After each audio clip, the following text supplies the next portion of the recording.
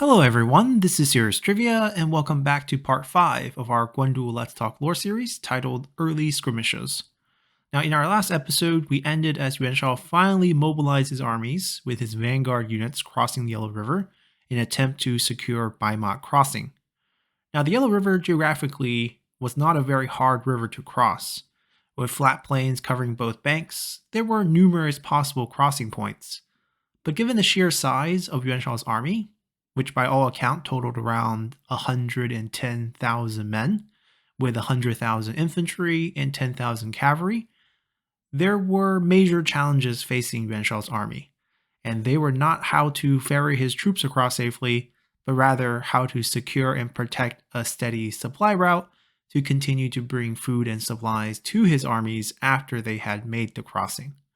So this is why instead of crossing at an undefended point, Yuan Shao's main goal was not to avoid Cao Cao's sparse defenses around the Yellow River, but rather to eliminate them, so they would not have any opportunity to raid the supply routes in the future. And thus, plans were made to cross at Baima, which was defended by a small force numbering no more than 2,000 men, commanded by Liu Yan, who was the administrator of the Dong Commandery. But sieging a fortified position was quite a difficult task, especially since you can't transport any major siege weapons.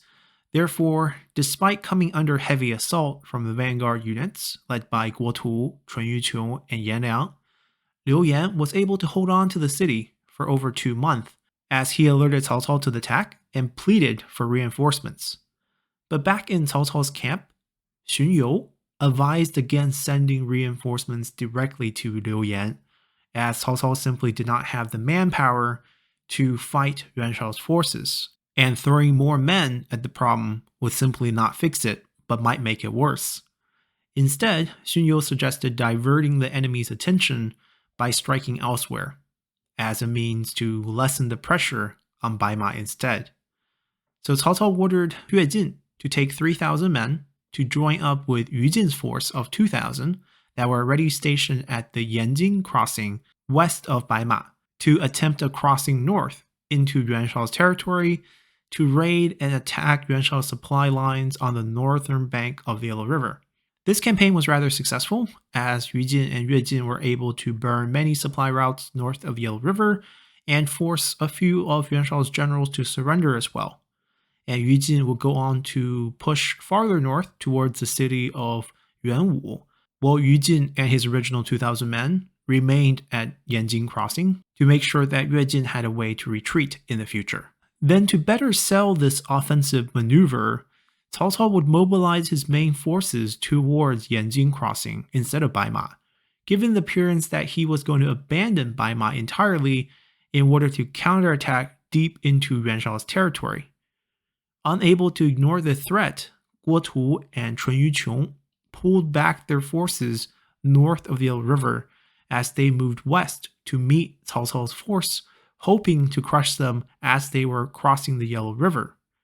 Except Cao Cao never intended to cross, as he had sent a detachment of his light cavalry units headed by Guan Yu, who had recently just joined Cao Cao after being captured in the campaign against Liu Bei, Zhang Liao, and Xu Huang, to attack Yan Liang's remaining forces left behind at Baima.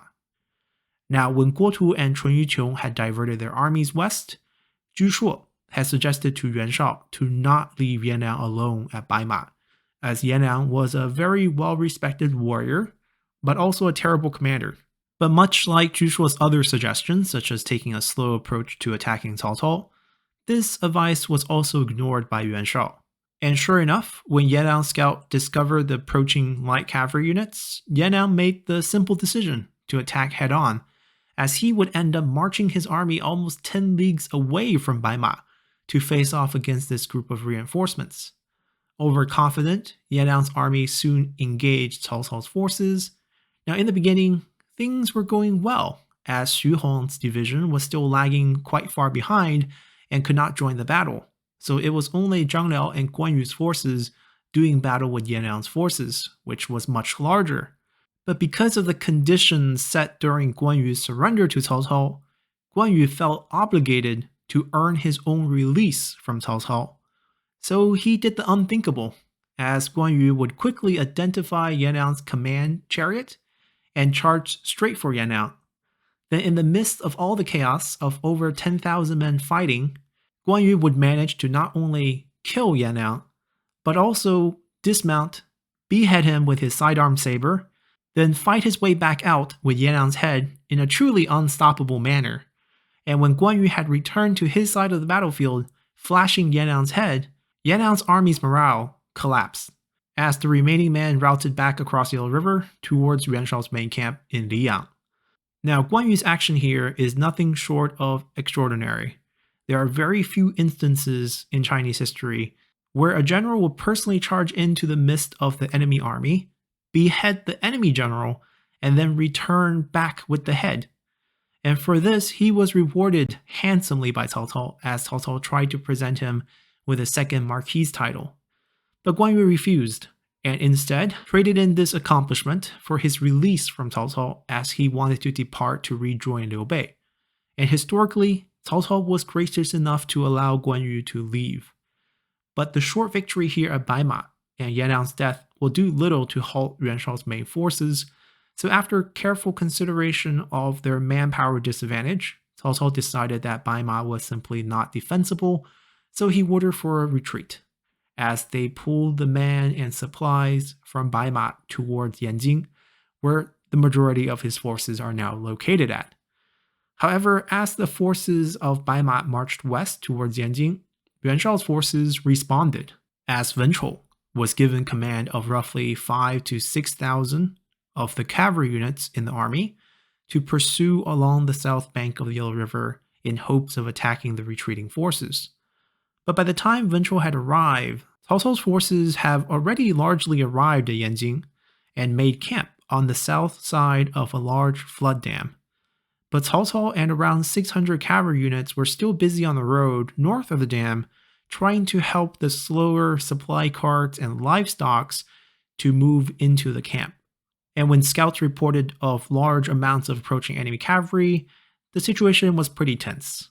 And after a few more rounds of scouting to find out the exact enemy numbers, Cao Cao knew his cavalry units were outnumbered, so he promptly ordered all his men to dismount, remove the saddles from their horse, and hide amidst the horse and livestock. Now, because the placement of the dam, Wen Chou's forces can only see the north side on the road, where it appears that Cao Cao had abandoned all his supply carts, livestock, and even war horses, as he was unable to see Cao Cao's army camp on the south side of the dam, nor the 600 troops hiding amidst the horses and livestock. Now, there were many officers within Cao Cao's army that were quite concerned about their predicament and pleaded with Cao Cao to ride back to the safety of their camp, but Xun You once again scolded them and ordered them to stay, as this was their opportunity to ambush Yuan Shao's cavalry. Now, for you to understand how this would eventually play out, you have to know that Yuan Shao's cavalry units are not Han units, but rather nomadic horsemen that swore loyalty to Yuan Shao, as Yuan Shao had a very good relationship with many of the nomadic tribes in the north. So when these troops would spot these livestock, supply carts, and horses, their first instinct was to loot. So instead of continuing pursuit of Cao Cao's fleeing army, they dismounted and started to loot and even fight amongst themselves over the loot. And it was at this moment that Cao Cao ordered his men to mount and charge at Yuan Shao's force, as his infantry from the main camp were also going to charge down the dam to attack this group of nomadic horsemen who are now all dismounted. Already in disarray from the looting, Wen Chou's forces were stunned, and the unprofessional nomadic horsemen were completely out of their element on foot, as they were routed and slaughtered in mass. And when the dust finally settled, the majority of the cavalry unit lie dead, with Wen Chou also among the fallen. Now, unlike the Romance of the Three Kingdoms, Wen Chou did not die to Guan Yu here, as Guan Yu did not participate in this battle at all. And the most likely outcome is that Wen Chou simply perished amidst the chaos of the battlefield, but there is a theory that Xu Huang actually slayed Wen Chou during this battle, as right after the Battle of Yanjing, as this battle would go on to become known as, Xu Huang was promoted to become a general. Now, this is only speculation, as historical records do not state who killed Wen Chou. But regardless, the death of Yan Liang and Wen Chou, and the two defeats at Baima and Yanjing, severely dampened Yuan Shao's army morale. But despite the setback, Yuan Shao still had the huge advantage of manpower. And much like how Cao Cao decided to retreat from Baima after winning the battle, Cao Cao once again decided that even Yanjing was not a suitable spot to make the last stand, as he would order his forces and supplies to retreat back to Guandu, where Cao Cao had been fortifying since Yuan Shao's initial war declaration almost a year ago now. And Yuan Shao was happy to finally fight Cao Cao's main forces as he too crosses Yellow River and make camp at Yangwu, directly north of the crossing at Guandu. Yet once again, Zhu Shuo would come out to oppose this plan, as he didn't feel the need for the entire army to camp at Yangwu to face off with Cao Cao's army at Guandu. He argued that the majority of the army should actually be stationed at Yanjing, and only a small detachment was needed at Guandu, as their force almost outnumbered Cao Cao 10-1 on paper. Now this number is debatable, as not all 110,000 men of Yuan Shao's army are frontline fighting troops. A certain percentage of this group are guaranteed to be logistical troops in charge of moving and protecting supply lines.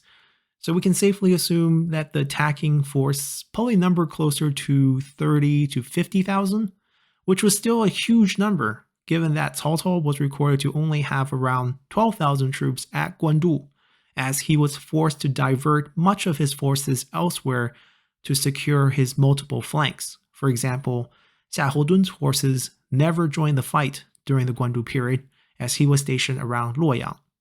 Zhang Liao had around 5,000 men to put down rebellion in the princedom of Lu right after the battle at Baima. And Cao Ren will eventually be forced to take another 5,000 men to stop the rebellions in Runan as well. And there were of course countless smaller garrisons, such as Cheng Yu with his 700 men in the city of Zhen in the Qing province, Zan Ba and an unknown amount of troops in charge of distracting Yuan Tan, and Xun Yu, who was in charge of guarding the capital Xuchang. So Cao Cao's forces were definitely overstretched, but fortunately he was fighting closer to home, so his supply lines were a lot shorter, so his 12,000 troops were probably all fighting troop, or the majority of them are fighting troop, while only a small amount is needed to transport food and supplies. But Yuan Shao and Zhu Shuo's relationship at this point had already fractured after countless arguments, and Yuan Shao finally had enough of Zhu Shuo's advice. So he not only ignored them this time, but he would also strip away Zhu Shuo's command and hand all of Zhu Shuo's troops over to Guotu instead. And from this point on, Yuan Shao was committed to using everything he had to break Cao Cao's forces at Guandu so that he can march down to Xuchang to claim his prize. And with that, we're going to be ending our episode here, as we'll continue next time with the stalemate at Guandu. So hopefully you all enjoy this episode, and I'll see you all then. Bye!